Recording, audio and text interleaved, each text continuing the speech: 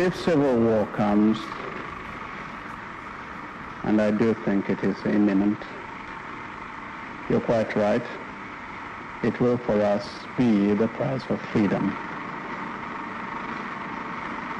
Our people here have for a long time been prepared for this eventuality, and I am confident of their readiness.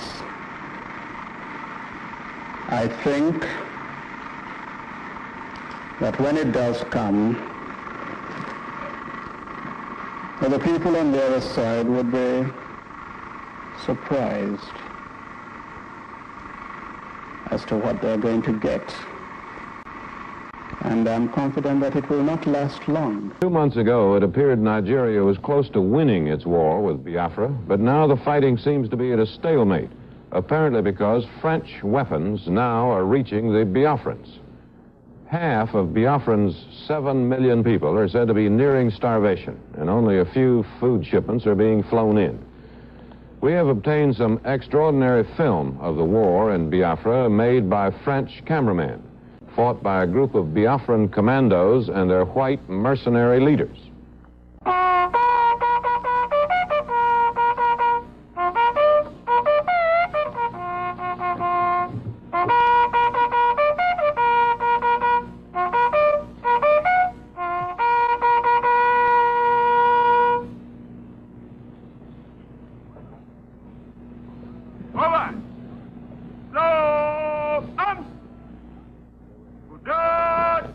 There were 7 mercenaries in charge of 4,000 Biafran commandos. One, called Michel X, was going into his first battle. Others, called Big Bill and Marco the Brave, were veterans. A Belgian, Mark Goossens, had fought in the Congo and Yemen. He said the mercenaries were paid regularly, but were critically short of weapons. Every month we pay here in Biafra, we will be paying. Have you good soldiers? Yeah, we have very good soldiers, very brave soldiers, but we don't get weapons enough and ammunition enough. But you have some planes in the night. It's not enough? It's not enough. It's not enough to fight against Nigerians, because Nigerians have more ammunition and more weapons. They get tanks. We don't get... You have no bazooka? We have no bazooka. We don't get any anti-tank weapon. Yeah. Mm-hmm. That's why we... Are you in the Congo before? Yes, before I was in the Congo. And you too, Bilwa? Yes, he was. We were together, yeah. Oh. And the next time, where I really don't know. In command was the oldest of the mercenaries in Biafra, a South African known only as Major Williams. So make up your minds to start work. Not go around like bloody women, yak, yak, yak. Get them moving. Oh, yeah. Move! Wait. Major, please, may I ask you a question? You are a British? Oh, no, South African. South African? Why you are on this side and not on the other? It's a British. Oh, I'm a South African, not British. Why should we help the British? This is the side I prefer for my conscience. I'd never fight with the communists. I was fought against them, Central Africa, and I just disagree with communism. Plus, I like these people.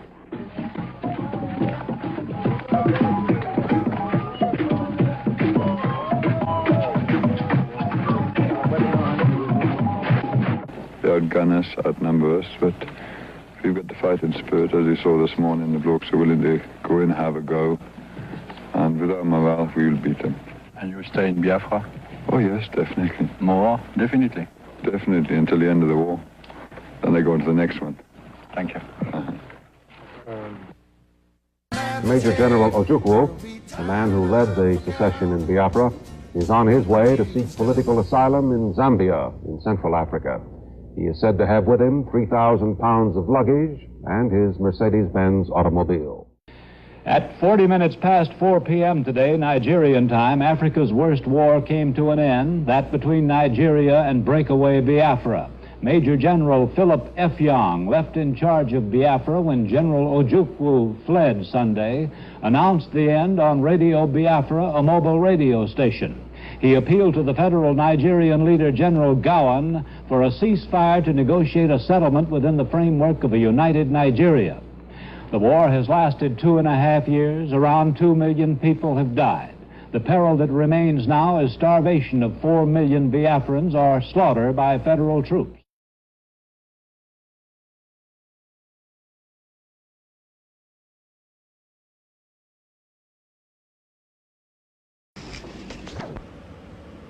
We have fought a long, bitter battle, and it has ended in a victory for common sense, a victory for the unity of this country. And we have got cause to thank all the people of this country for what they have done to help to keep this country one.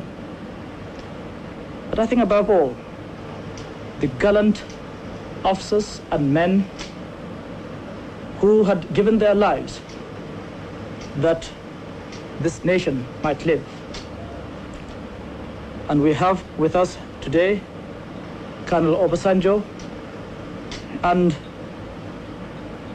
unfortunately the other field commanders are not able to be with us at this moment. But we have Colonel Obasanjo, who is the commander of 3 Marine Commando, who had been able to capture a number of senior secessionist officers, and he had brought them to Lagos to see us in order to let us have their acceptance of the spirit of one Nigeria.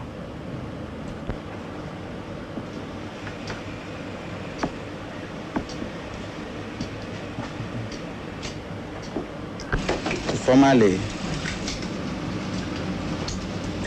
give up secession and report for reappointment and redeployment. Philip Effiong. Your Excellency.